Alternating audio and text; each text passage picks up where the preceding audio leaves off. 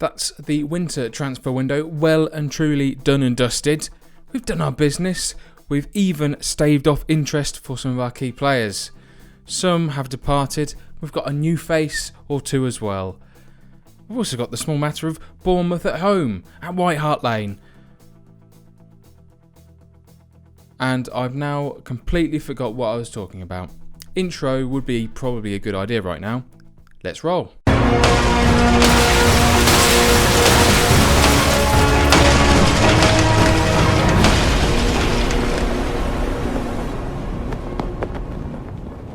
Welcome back to Homegrown Hotspur. We are now out of the winter transfer window, and you're probably wondering why are we looking at Ravel Morrison's profile page, and why does it now say Lazio, not Tottenham Hotspur?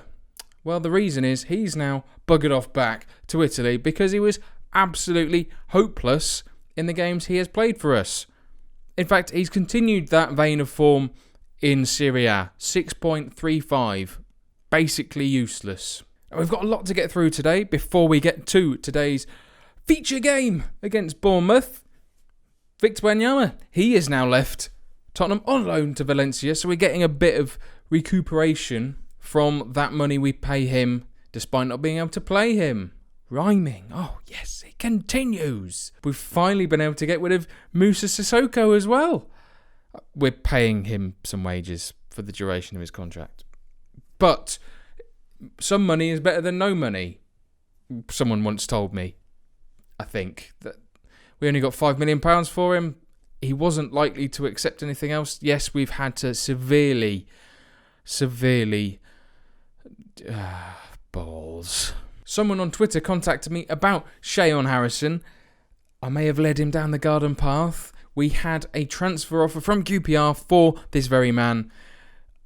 He convinced me it wasn't necessarily a good idea, so he's gone out on loan to Inverness, Caledonia and Thistle instead. See, don't question the Scottish accent anymore. It's beautiful. Don't forget it. Don't forget it. Thomas Glover, we did have a bid accepted. £100,000 from Peterborough. He decided against that and has joined Gillingham on loan. George Kevin, could you get any more English without being French? He's departed on loan to Sheffield Wednesday, who are paying a portion of his wage. Aren't they lovely? Great. Will Miller, a youngster from the under-23s, is likely to get released at the end of this season. He just isn't up to scratch. He's 20. He's not really going to improve much further by the looks of it.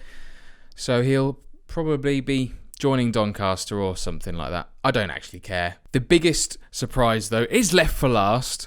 Kieran Trippier. Or Trippier. Let's call him Trippier because he's joined Inter Milan. He's now like a foreign sensation in Italy. I didn't really want to lose Mr. Trippier.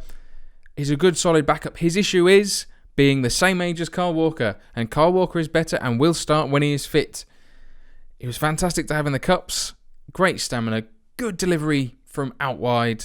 Ultimately, wasn't happy playing second fiddle to Kyle Walker. So he's moved on to Inter Milan. We're going to hopefully make some money on him later if someone else signs him at some point. He's not going to get any better, so now we need to start the hunt for someone to replace him long term. Comment section down below for suggestions for youngish right backs at not expensive money, because we don't have any at all. I mean, you'll see in a minute why we don't have any. Taking tips from Lelujo here for how to finance a football club. Goodness me. Isaac Hayden on loan. Now, this is a bit of a surprise, yes. Eric Dyer doesn't really have a ready replacement in that defensive midfield position when we play a defensive midfielder. Isaac Hayden has been brought in to fill that void. I tried to sign him permanently. Newcastle were not having any of that nonsense.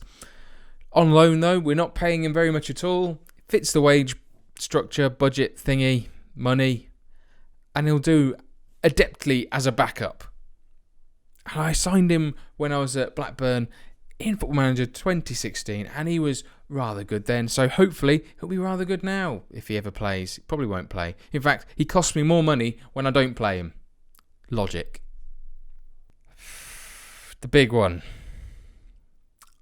Well, he's not that big, he's 5'11", but lots of money has changed hands, despite Mr. Berahino actually running out of contract at the end of this season. Other bigger teams were circling around him, the likes of Man City and others. I can't really recall them. Just Man City, I think. Ultimately, there is not an awful lot of talent available up front who is English, Welsh or Scottish that isn't above £30 million. You have to fight your battles. This is one that we have won. And also, we needed someone to back up Benik, who has been banging form, by the way. But that doesn't really matter. We've now got someone in who can play in that position as well. So we've got a selection headache, a good selection headache to have. How much did he cost? How much money do I have?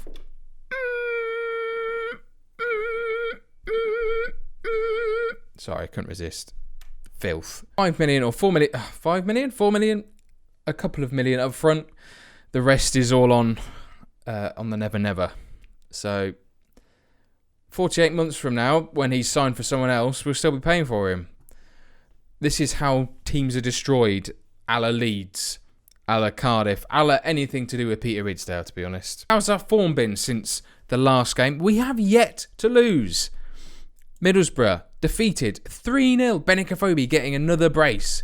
Absolutely all over them despite being away. This is the first away game we've actually won in a long time and looked in charge despite having poor possession. And thank you very much, by the way, for the suggestions on how to control the possession a bit better. I have tried a few of the things. Play out defence.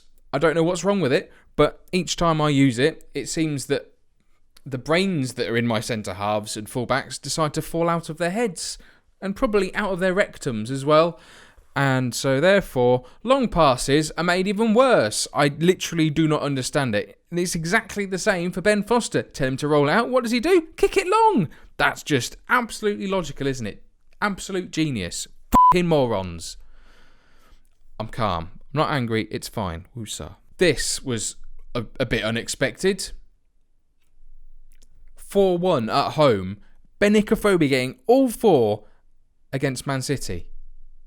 They just did not turn up. Claudio Bravo had an absolute shocker. Fortunately for us, we didn't. Struggled to get a draw against West Brom. Seems that we had a bit of a hangover from the Manchester City victory.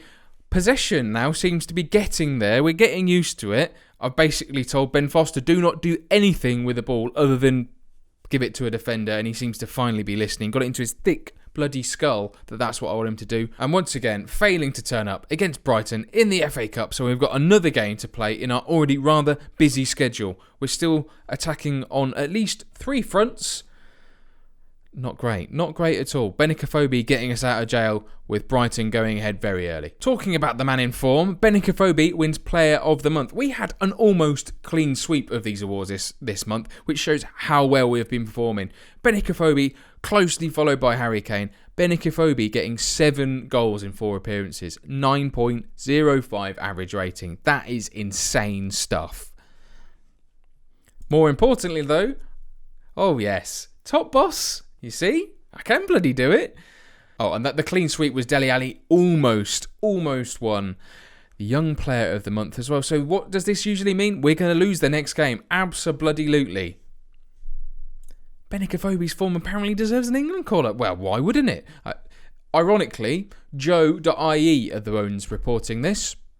I'm not sure why an Irish media outlet is sort of suggesting why. Maybe they're just trolling them. That would be typically Irish, wouldn't it? For the crack. Shut up. Sorry if I've just offended the entirety of Ireland. Before we carry on, actually, I've just realised I have noticed that in the youth team we had this Keziah Sterling just knocking around vaguely. He's the one with better potential than Shayon Harrison. He's the reason why we've allowed him to go out on loan, because he's got a whole half star. That is stupid. What are you saying? My nemesis is back. Ice Cream Man. Bellend. Absolute bellend. Every time. See, you know, it's almost like clockwork. You can see when I'm recording these now, it's when the Ice Cream Man comes round. I'm not going to tell you what time that is, though, because if any of you are weird, you might try and sort of circumvent when Ice Cream Men try to do their deliveries or try to, you know, offer their goods to the good public, and then you'll work out where I live by triangulating all of that. Maybe it's just me. That's weird, isn't it? We're favourites today, then. Harry Kane is starting. Quite heavy favourites, in fact. Didn't even realise. We're currently third, thanks to our good form in the league. 3 points ahead of Man City in fourth, and only a few behind Arsenal in second. That is something to shout about. In fact, even our goal difference has really risen recently. Like, what else? I know what you're thinking. I know exactly what you're thinking. What else rises like that goal difference? A cake with self-raising flour in it. Yeah, abso-bloody-lutely. You filthy sods. Oh, well, no, I don't think they are bothered, are they? Well, I'm afraid a bit of the little... I am, I've just said that. Do you generally... I'd rather not answer that. There we go. Go away. How many questions do you want? I mean, does he not think I'm a busy man? Stood in a tunnel answering his stupid nonsense. Today, then, we line up with Ben Foster in goal, a back four from left to right of Rose, Lascelles, Keane and Walker. The midfield three of Onoma, Ledley and Will Hughes. Dele Alli providing the bullets to Kane and making his debut, Saido Berahino. Number 18, because that's what he wanted. We gave it to him. Just the number. That's it. And lots of money. Lots of money. You want to know how much money? Oh, actually, it's not as much. He wanted 115 grand to start with, so that's a bloody good knockdown. As you can see, none of them care, none of them motivated. Excellent. Let's go and win this one, shall we? You're going to be surprised in 3, 2, 1, or as soon as the next highlight loads.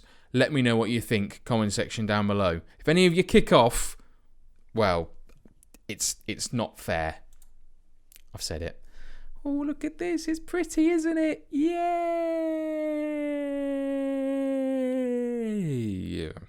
Berahino taking the corners. Keane! Oh, well, his probable first kick of the game, Saido Berahino, has got an assist.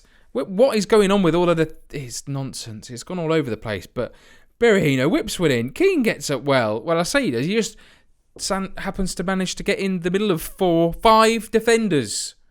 Goodness me, but let's sort this nonsense out. Walker driving on. He's been beaten to the ball by Pugh. With a cheeky back heel into Nathan Ake. That's unrequired. Oh, that's a long ball over the top. Keane plays it out to Walker, cleans it up and spanks it up the field to Kane, who can't quite get there. Hughes again. Oh, Walker's at the centre of everything. Kane plays a lovely ball, opening up the pitch to Onoma. Back to Ledley. Hughes into Dele Alli. Into Kane. On the overlap is Walker once again. He's got to go backwards. He's whipped it in with his left. Not his strongest foot. He's whipped it in again with his left. Berahino nods it on into Federici's arms. King into Wilson. This is not looking good. It's found its way to King. He's going to slot it. For goodness sake. This is ridiculous. Callum Wilson somehow pings it between... Lascelles has let King all of a sudden run through. The ball has morphed through. There's multiple issues there. I'm not even going to go into them. Federici plays a long ball out to Ake, straight to his feet. And this is nice play by Bournemouth. It has to be said. Pugh cutting inside. Now finds Wiltshire. Rose intercepts it well. Berahino loses out to Jenkinson. King is going to use his paces in, but he scored a second. What is this nonsense? Berahino loses out. Jenkinson literally punts it forward. King runs in, near post Foster. We literally might as well have a Coning goal. They've turned it round. Tremendous. It's time to get aggressive. Let's motivate them. Let's turn this around. I can't believe it. Is this going to be our unbeaten run coming to an end at home just because some players can't be bothered to turn up? Oh, dear me. Now, Bournemouth have gone defensive for this second half by the looks of it. They're going to protect their lead as much as they possibly can because they're naughty little sausages. They don't want to go for more goals. No, that'll be too difficult. Let's just play for the draw. To someone with better passing ability than he has. Walker on the overlap, whips it in first time. Onoma can't beat anyone in the air. Rose has done all right, though. Dele Alli plays a lovely ball out to Walker. Can he do better? Yeah, but we've got a... I'm tripping over my words here. We've got a penalty, of all things. Now, I'm waiting for this to be missed. Is this Joe Ledley again? It better not be. It's going to be Joe Ledley, isn't it? Joe Ledley. I told you. What did I say? I could read it. Read the game so well. Not very many minutes left then. Walker plays the ball into Kane. Hughes back to Kane. Nice intricate play here. Danny Rose is over the wrong side of the pitch. Dyer goes for a shot. Walker's running up. He's on the wrong side as well. He's gone, what are you doing? Why are they doing this? Nonsense. 90 minutes is up. We're going to lose because we can't stick the ball in the bloody net. From 12 yards, you had one job. One bloody job. And that's it. There goes a rather decent run. There goes any chances of holding off Man City any further. There goes any chance of putting it to Arsenal. Bloody tremendous. What a load of... I'm angry. Like, really angry. I'm far from pleased. Yeah, no, you bloody G'd up, aren't you bunch of shitheads? Oh, good Lord, I need to calm down. Whew. Gonna throw my white balance off that I've spent so long getting set up. We're still in third, but Arsenal do have a game in hand. And Man City, fortunately, have also lost by the looks of it. Have they? I wouldn't know. Or they already played. I have no idea. We've played the same number of games. They haven't gained any points. 10! You got a 10, apparently. Well done, Jonathan Moss. Oh, how has Josh King scored 2? Right, let's just have a... Brilliant. That brings us to the end of today's episode of Homegrown Hotspur. If you have enjoyed it, pop a like on there for me. Subscribe if you haven't already done so. And I will see you very, very soon. Bye-bye for now.